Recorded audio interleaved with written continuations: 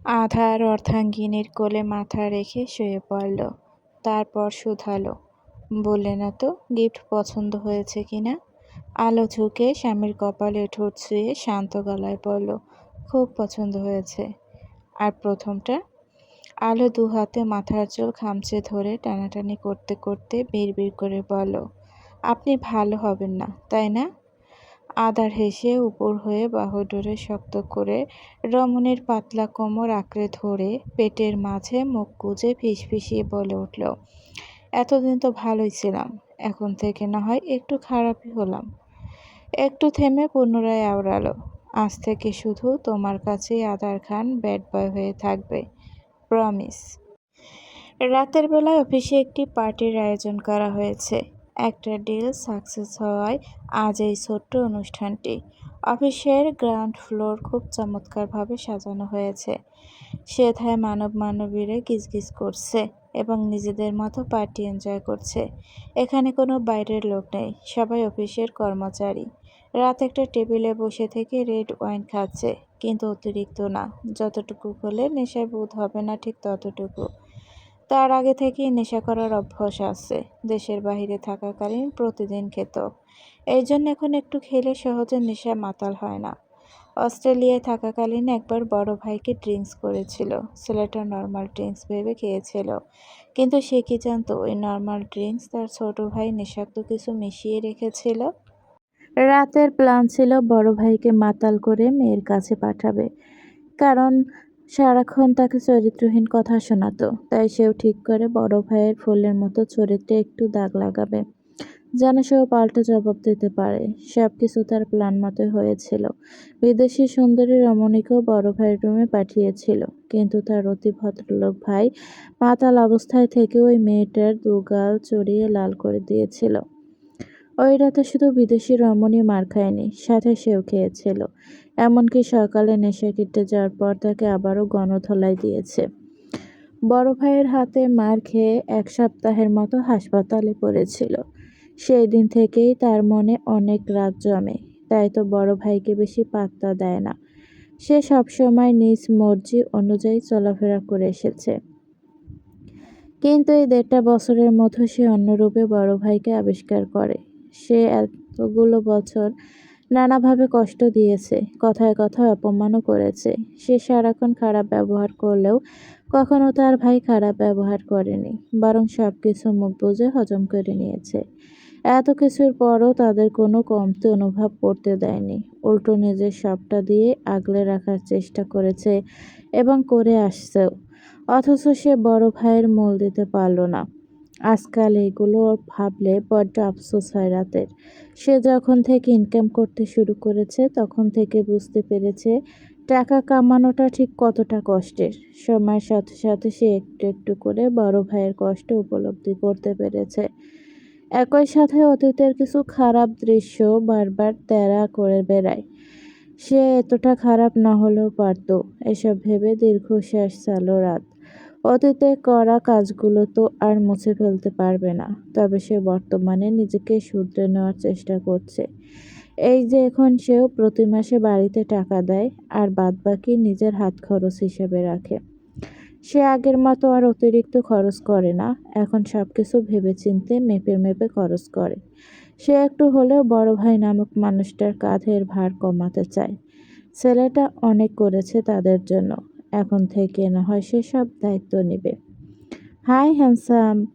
একটা চেয়ার টেনে নিয়ে একজন রমণী এসে রাতের পাশে বসলো।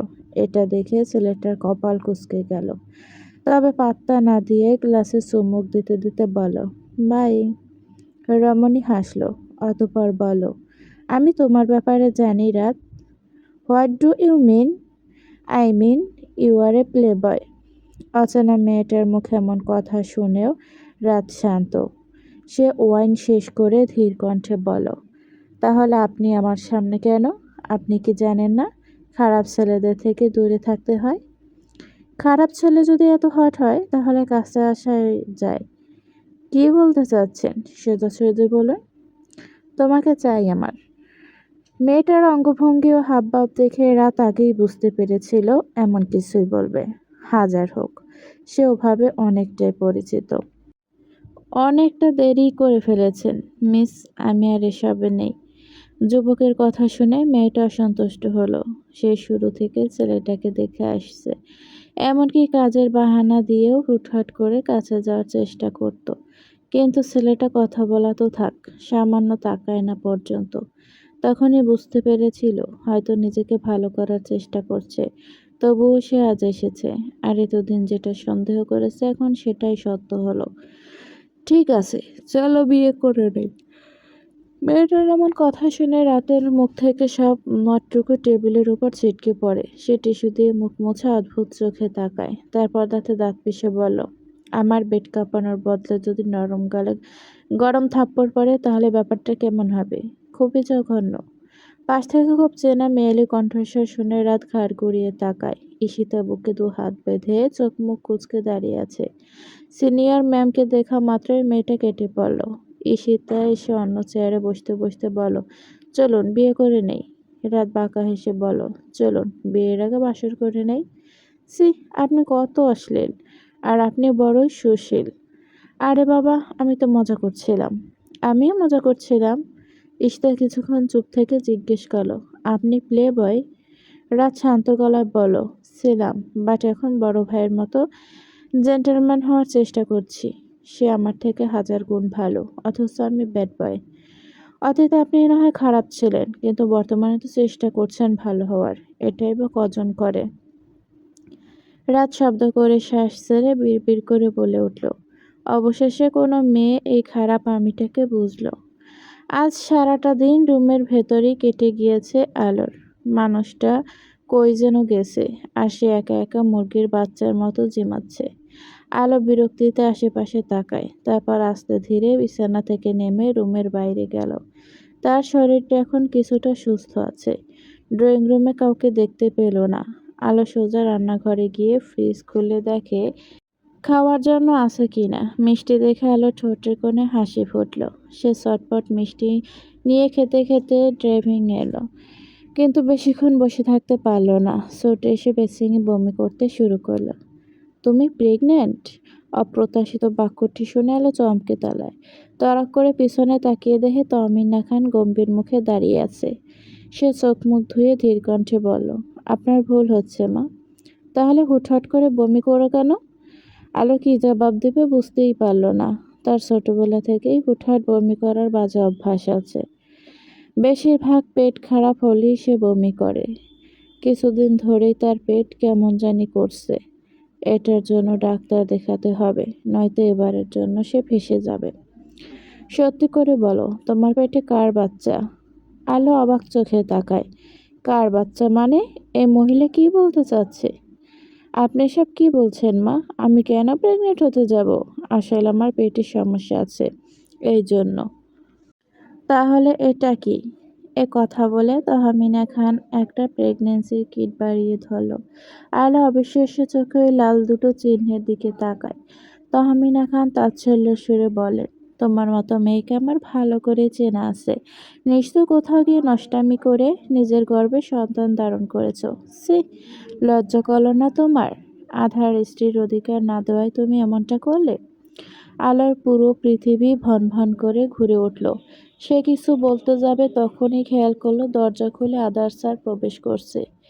কি হয়েছে এখানে? আর তুমি নিচে কেন? আলো কোনো জবাব দিল না, শুধু অশ্রুসিক্ত নয়নে তাকিয়ে রইল।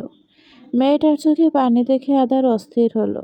তড়িঘড়ি করে কাছে এসে দুগালে হাত রেখে বিচলিত কণ্ঠে শুধালো, খারাপ লাগছে? ডাক্তার ডাকবো? আলো স্বামীর বুকে মুখ গুজে নিল। এত বড় একটা মিথ্যা অপবাদ কিভাবে নিতে পারলেন তহমিনা খান? তার মানে তুমিও যেন এই মেয়ে মা হতে চলেছে? তহমিনা খানের কথা শুনে যেন আধার আকাশ থেকে পড়ল। পর মুহূর্তে চিল্লে উঠল, হোয়াট ননসেন্স! ও কেন এখন মা হতে যাবে? তহমিনা খান নিজের হাতে থাকা কিট দেখিয়ে বলল, এরপরও আমাকে অবিশ্বাস করবে? আধার এক পলক লাল দাগের দিকে তাকিয়ে দাঁতে দাঁত চেপে বলে উঠল, এটা আমার বউয়ের না, নিশ্চয়ই আশরাফ খানের সেকেন্ড ওয়াইফের। বাই দ্য ওয়ে, কংগ্রাচুলেশন ছোট মা। আধার! বড় ছেলের মুখে এমন ভয়ানক কথা শুনে তহমিনা খান কিছুক্ষণের জন্য স্তব্ধ হয়ে যান। পর মুহূর্তে চিৎকার করে উঠলেন, কত বড় সাহস ছেলেটার! তার সামনে দাঁড়িয়ে তার চরিত্রের দিকে আঙুল তুলছে। এখন কি ওনার মা হওয়ার বয়স? যেখানে দাদি নানি হওয়ার কথা, সেখানে এমন জঘন্য অপবাদ শুনে লজ্জায় মরে যেতে ইচ্ছে করছে। অথচ এই মানুষটাই একটু আগে ছেলের বৌমার চরিত্রের দিকে আঙুল তুলল, আর এখন নিজের বেলায় তেলে বেগুনে জ্বলে উঠল। কথায় আছে, অন্যর বেলায় 4 আনা আর নিজের বেলায় 16 আনা। ঠিক তেমনটাই তহমিনা খান। ছোট বৌমার গর্জন শুনে নিচের রুম থেকে হন্তদন্ত হয়ে ছুটে এলেন সুবাহান খান। তিনি ইশারের নামাজ পড়ে একটু শুয়েছিলেন। ড্রয়িং রুমে এসে পরিবারে যথেষ্ট গরম দেখলেন। এখন চিৎকার করলেন কেন? এসব বলার আগে ভাবার দরকার ছিল। যেখানে আমি নিজেই বললাম এখন এমন কিছু হওয়ার চান্স নেই, তবুও আপনি তেড়ামি করছেন।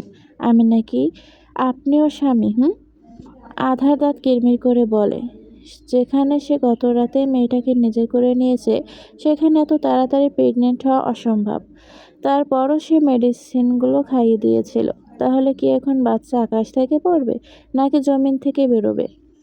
ছেলেটার কথা শুনে তহমিনা খান চেল্লিয়ে বলেন, তাহলে এই কিট কোথা থেকে এ বাড়িতে এলো?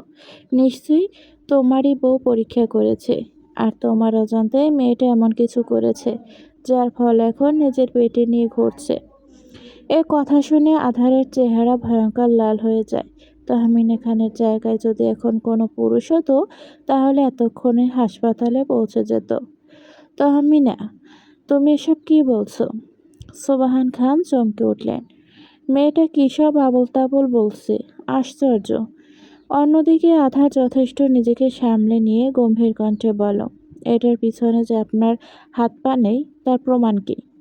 এখানে আমার কোনো মতলব নেই। যা সত্যি এবং দেখেছি সেটাই বললাম। আর কিছুদিন ধরে খেয়াল করছি, এই মেয়েটা হুটহাট বমি করছে আর টক জাতীয় খাবারও খাচ্ছে। তুমি কি মেয়েটার শারীরিক পরিবর্তন বুঝতে পারোনি? হুট করেই এত সুন্দর হওয়ার মানে কি? একটা মেয়ে যখন মাতৃত্বের স্বাদ পায়, তখনই এমন পরিবর্তন হয়। আধার চোখ বুজে শ্বাস নিল। মেয়েটা 1.5 বছর অসুস্থ ছিল। 1 বছর তো কোমায় ছিল। কড়া কড়া ওষুধের জন্য শরীরটা পাটকাঠির মতো হয়ে যায়। একদম নেতিয়ে পড়েছিল, কিন্তু সেতে বাড়িতে নিয়ে এসে মেয়েটাকে একটু একটু করে সুস্থ করেছে। গাইনি ডক্টর থেকে শুরু করে সব কিছু দেখিয়েছে। সাথে পুষ্টিকর খাবার তো ছিলই, এমনকি ভিটামিন ক্যালসিয়ামও খেয়েছে মেয়েটা, কারণ ভেতর থেকে খুবই দুর্বল ছিল। এত যত্ন নেওয়ার পর মেয়েটা পুরোপুরি সুস্থ হয় এবং শারীরিক পরিবর্তনও মারাত্মকভাবে হয়। তাই বলে এমন জঘন্য চিন্তাভাবনা করবে? মানুষ কি সবসময় এক থাকে? সময়ের সাথে সাথে সব কিছুর পরিবর্তন হয়। সেখানে তো এটা খুবই স্বাভাবিক ব্যাপার, অথচ এটাকেই ঘৃণিত হিসেবে উপস্থাপনা করা হয়। আমার ধৈর্যের পরীক্ষা নিয়েন না, নয়তো এর ফল খুবই খারাপ হবে। আমার বউয়ের চরিত্রের দিকে যেই ব্যক্তি আঙুল তোলার চেষ্টা করবে, ওই আঙুলই কিন্তু আমি কেটে ফেলবো। আই রিপিট, কেটে ফেলবো। তহমিনা খানের চোখ মুখ শক্ত হয়। ওইদিকে আলো স্বামীর বুকে মুখ গুজে রাখা অবস্থায় চোখের জলে শার্ট ভেজাচ্ছে। আধার চল শক্ত করে এক হাতে অর্ধাঙ্গিনীকে জড়িয়ে ধরে আছে। সোবাহান খান শক্ত গলায় বলেন, তুমি একজন মেয়ে হয়ে অন্য একটা মেয়েকে এত বড় নোংরা অপবাদ কিভাবে দিতে পারলে? তহমিনা সোজা চরিত্রের দিকে আঙুল তুললে, সামান্য কিছু বিষয় নিয়ে এমন জঘন্য অপবাদ না দিলেও পারতে। শুধু শুধু মেয়েটাকে মানসিকভাবে হেনস্থা করছো। তহমিনা খান শ্বশুরের দিকে এগিয়ে এসে কিট দেখিয়ে বলেন, তাহলে এটা কার বাবা? সোবাহান খান কিছু বলতে যাবেন, তখনই দোতলা থেকে ভেসে এলো কিছু অপ্রত্যাশিত বাক্য। আমার, ওটা আমার আম্মু। অফিসের পাঠ শেষ হতে হতে অনেকটাই রাত হয়ে যায়, আর আজ আকাশটাও ভালো নেই। যে কোনো সময় মুষলধারে বৃষ্টি আসতে পারে। তাই সকলেই ডিনার করে বেরিয়ে পড়েছেন নিজেদের বাড়ির উদ্দেশ্যে। রাত এক হাতে ব্যাগ ও আরেক হাতে কাঁধে কোট ঝুলিয়ে ধীর পায়ে হেঁটে যাচ্ছে পার্কিং প্লেসে। নিজের বাইকের কাছে এসে খেয়াল করলো, একটা মাতাল মেয়ের বাহু চেপে ধরে টেনে টুনে গাড়ির ভেতরে ঢোকানোর চেষ্টা করছে যুবক। এই দৃশ্য দেখে রাতের কপাল কুঁচকে গেল, কারণ সে মেয়েটাকে একটু হলেও চেনে। তাই ব্যাগ কোট বাইকে রেখে এক হাত প্যান্টের পকেটে গুজে অন্য হাতে গলার টাইয়ের নট ঢিলে করতে করতে এগিয়ে এলো। Excuse me. হঠাৎই পেছন থেকে পুরুষালী গম্ভীর কণ্ঠস্বর শুনে যুবক চমকে ঘুরে দাঁড়ায়। সুদর্শন পুরুষটিকে দেখে ঈশিতা একগাল হেসে বাম হাত নাড়িয়ে মাতাল কণ্ঠে বলল, হাই নটি বয়। রাত এক পলক মেয়েটার হাস্যোজ্জ্বল চেহারার দিকে তাকিয়ে দ্রুত চোখ সরিয়ে নিল, কারণ মেয়েটার হাসিমাখা মুখ একদম তার বোম্বাই মরিচের মতো, সাথে কিছুটা স্বভাবও এক। সারাক্ষণ ফটর ফটর করতেই থাকে। সে পাশে দাঁড়ানো যুবকের দিকে তীক্ষ্ণ চোখে তাকিয়ে জিজ্ঞেস করল, আপনি মেয়েটাকে চেনেন? ছেলেটার সঙ্গে সঙ্গে মাথা নাড়িয়ে বলল, হ্যাঁ, ও আমার কাজিন। আর ভুলবশত ড্রিঙ্কস করেছে, তাই বাড়িতে নিয়ে যাচ্ছিলাম। কিন্তু আপনি তার কে হন? রাত মেয়েটার দিকে তাকিয়ে থেকে জবাব দিল, কেউ না। এ কথা বলে বড় বড় পা ফেলে চলে যেতে শুরু করলো।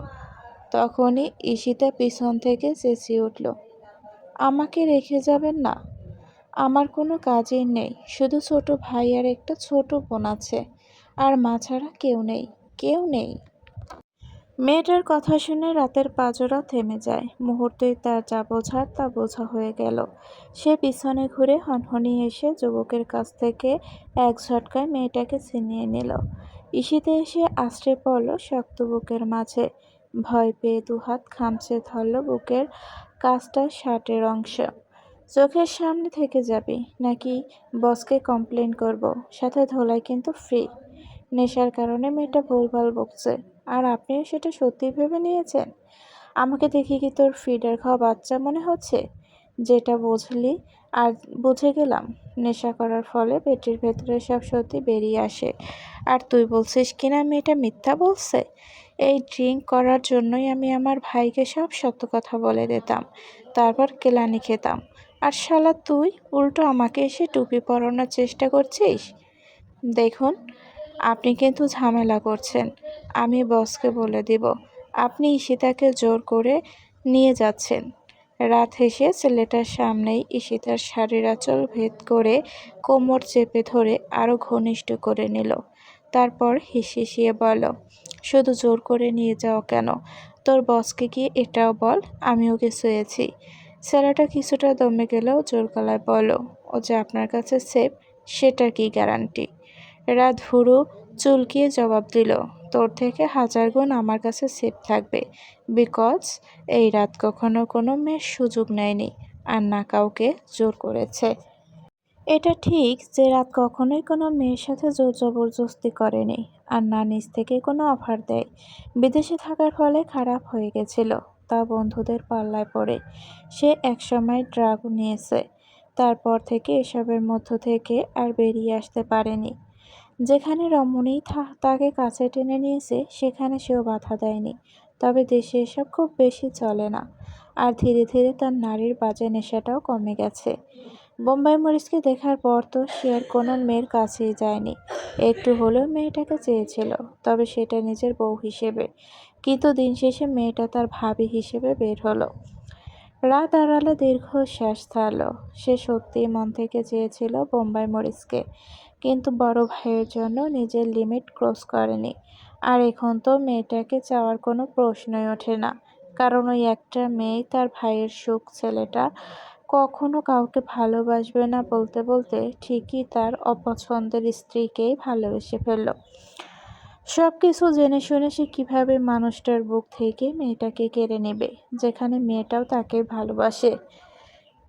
এমন সহজ সরল মেয়েটার সুন্দর সংসার সে কিছুতেই ভাঙতে পারবে না। তার চেয়ে বরং তার ভাইয়ের সাথে সুখী শান্তিতে জীবন পার করুক।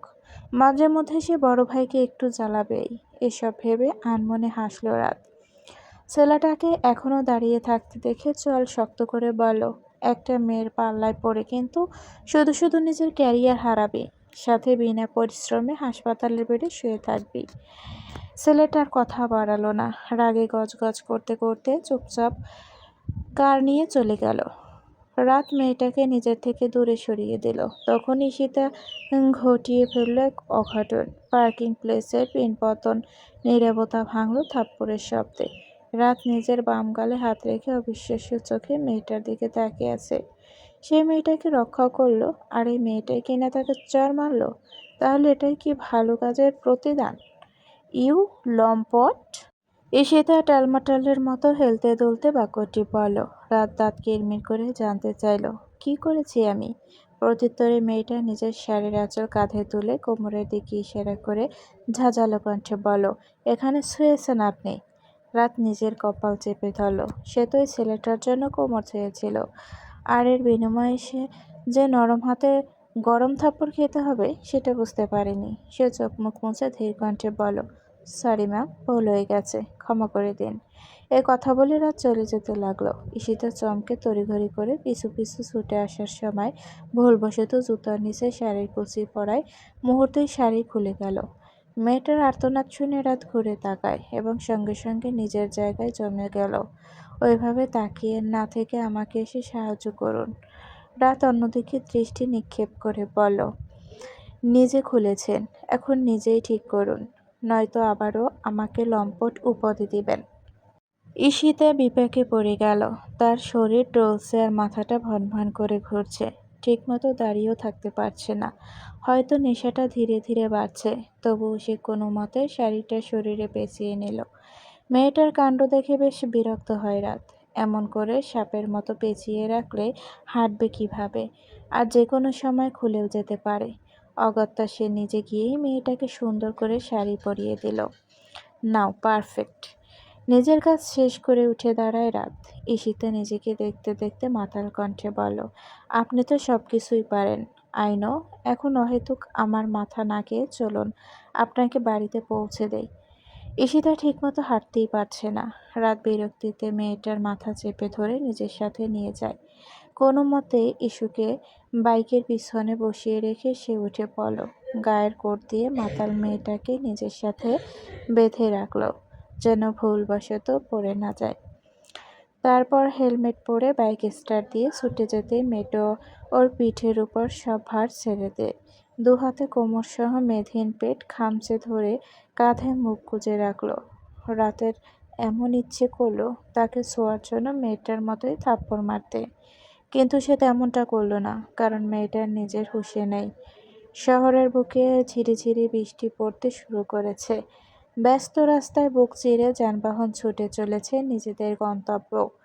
অদূর থেকে বিমান যাওয়ার শব্দ ভেসে আসছে। হালকা শীতল বাতাসে এক রমণীর শাড়ির আঁচল বেখেয়ালে উঠছে। খোলা মেঘলায় আকাশের নিচে ঝুম বৃষ্টির মতো নিজ গতিতে ছুটছে একখানা বাইক। স্বচ্ছ জলবিন্দুগুলো যুবক যুবতীকে অনায়াসে ছুঁয়ে দিচ্ছে এবং সর্বাঙ্গ ভিজিয়ে দিচ্ছে। মাঝে মধ্যে রমণীর পাতলা শরীর শীতে কেঁপে কেঁপে উঠছে। বৃষ্টির মাঝে একটু উষ্ণতার খোঁজে সামনে বসা ব্যক্তিকে আরও দৃঢ়ভাবে জড়িয়ে ধরল। অথচ যুবকের মধ্যে কোনো হেলদোল নেই। সে তো মনোযোগ সহকারে বাইক রাইডিং করছে। হঠাৎ নেশা করার কারণ? যুবকের কথা শুনে সে তো যেমতে যেমতে বলল, আমি আপনার মতো নেশাখোর নই। সেটা তো দেখতেই পাচ্ছি। আপনি কত ভদ্র। হেই রাতের বাচ্চা, মেরে কিন্তু দাঁত ভেঙে দেব। এ কথা শুনে রাত জোরে ব্রেক মারল। ঘাড় পিছনে বাঁকিয়ে অবাক কণ্ঠে জিজ্ঞেস করল, কি বললেন? ঈশিতা ছোট বাচ্চাদের মতো ভেজা ঠোঁট গোল করে বলল, বললাম চুমু দেব। রাত কপাল কুঁচকে বিড়বিড় করল, আপনি তো দেখছি বেচারা গিরগিটিকেও হার মানিয়ে দিবেন। আপনার ওই বেচারা গিরগিটিকে কেটে কুটে স্যুপ বানিয়ে আপনাকেই খাওয়াবো। ইয়াকথু।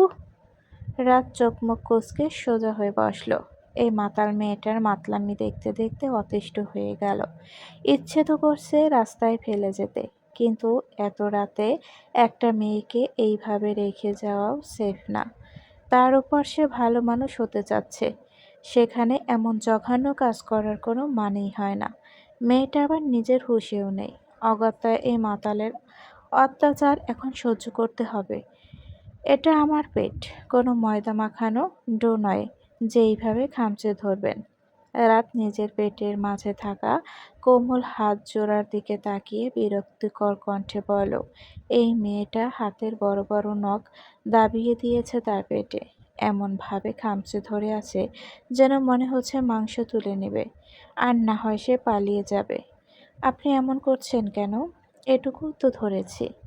রাত প্রত্যুত্তরে কিছু না বলে বাইক স্টার্ট করে। মনে মনে বিড়বিড় করল, ভাগ্যিস আগের রাতের সাথে সাক্ষাৎ হয়নি আপনার। খানবাড়ির বিশালবহুল ড্রয়িং রুম জুড়ে পিনপতন নীরবতা ছেয়ে আছে। তিথির বলা সামান্য বাক্যটি এক মুহূর্তের জন্য সবাইকে পাথর বানিয়ে দিয়েছে। তাদের কল্পনারও বাইরে ছিল এমনকি শুনতে পাবে। আধার তো ভেবেছিল তহমিনা খান প্রেগন্যান্সির কিট অন্য কোথাও থেকে নিয়ে এসেছে, কিন্তু এখন বোনের মুখ থেকে এটা কি শুনল সে? তার মানে তিথি প্রেগনেন্ট? কিন্তু এটা কি করে সম্ভব? মেয়ের কথা শোনা মাত্রই তহমিনা খানের হাত থেকে কিট পড়ে গেল। তিনি অবিশ্বাস্য কণ্ঠে শুধালেন, কি বললে তুমি? পরিবারের সামনে এমন জঘন্য পরিস্থিতিতে পড়ে তিথির ইচ্ছে করল মাটি ফাঁক করে ভেতরে ঢুকে যেতে। সে তো চায়নি সবাই এটা জানুক, তাই তো কিট লুকিয়ে ফেলে দিয়েছিল ডাস্টবিনে। কিন্তু ওটা কিভাবে তার মায়ের হাতে পৌঁছালো ঠিক বুঝতে পারছে না। তার উপর তার মা অযথা ওই নির্দোষ মেয়েটাকে দোষারোপ করছে, এমনকি চরিত্র নিয়েও কটু কথা বলতে বাদ রাখেননি। সেই জায়গায় সে কিভাবে চুপ থাকতো? নিজের ভুলের শাস্তি অন্য কেউ পাক সেটা মোটেও চায় না।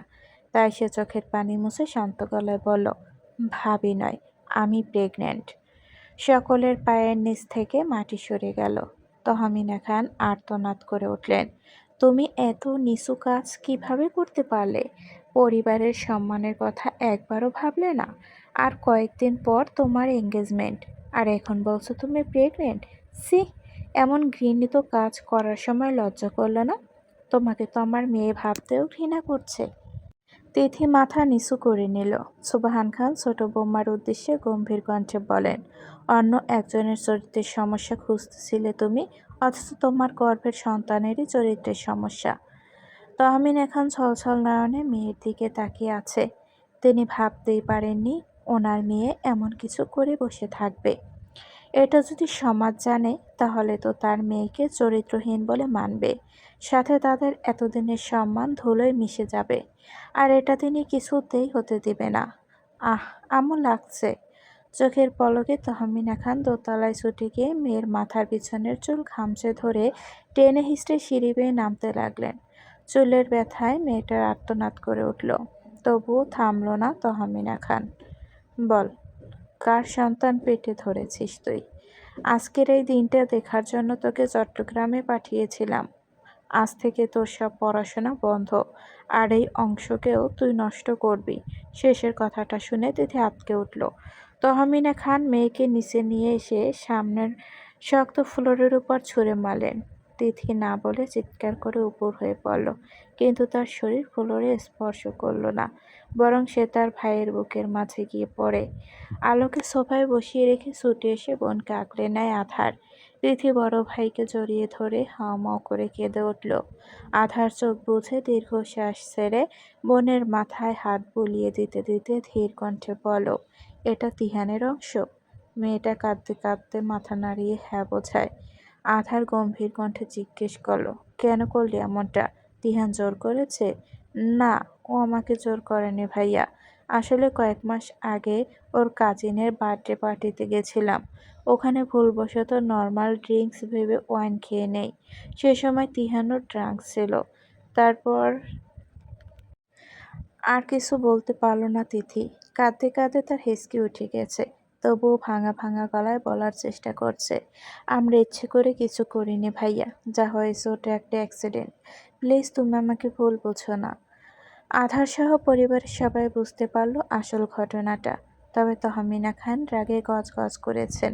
অন্যর গায়ে কাদা ছুঁড়তে গিয়ে ওনার নিজের গায়ে এসে পড়ল।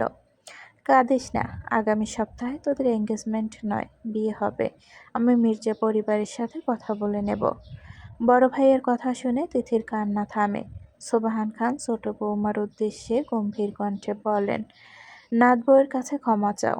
পরবর্তীতে আবার যদি মেয়েটার পিছনে লাগার চেষ্টা করো তাহলে আমি ভুলে যাব তুমি এ বাড়ির বউ। তহমিনা খান নিজেও বুঝতে পারলেন তিনি আজ একটু বেশি বাড়াবাড়ি করে ফেলেছেন। শুরুতে এতটা রিয়্যাক্ট না করলেও পারত। এসব নিয়ে ঝামেলা না করলে হয়তো তার মেয়েকে সবার সামনে লজ্জিত হতে হতো না। আজ তিনি একটু হলেও বুঝলেন অন্যর জন্য গর্ত খুললে সেই গর্তে নিজেকেই পড়তে হয়, যেমনটা আজ হলো। তিনি আলো ও আধারের কাছে ক্ষমা চেয়ে রুমে চলে গেলেন। লজ্জায় অপমানে মাথাটা হেঁট হয়ে গেল। তিথি উপরে চলে যেতেই আধার দাদাজানের দিকে তাকিয়ে গম্ভীর কণ্ঠে বলল, তোমার সকল ছেলের সেকেন্ড বউকে বলো ভালো হতে বলো, অন্যথায় আমি আমার বউকে নিয়ে এই বাড়ি ছেড়ে চলে যাব। নাতির কথা শুনে সোবাহান খান দীর্ঘশ্বাস ছেড়ে বলেন, আশা করছি আজকের এই ঘটনার পর তহমিনা আর ঝামেলা করবে না, না করলে ভালো।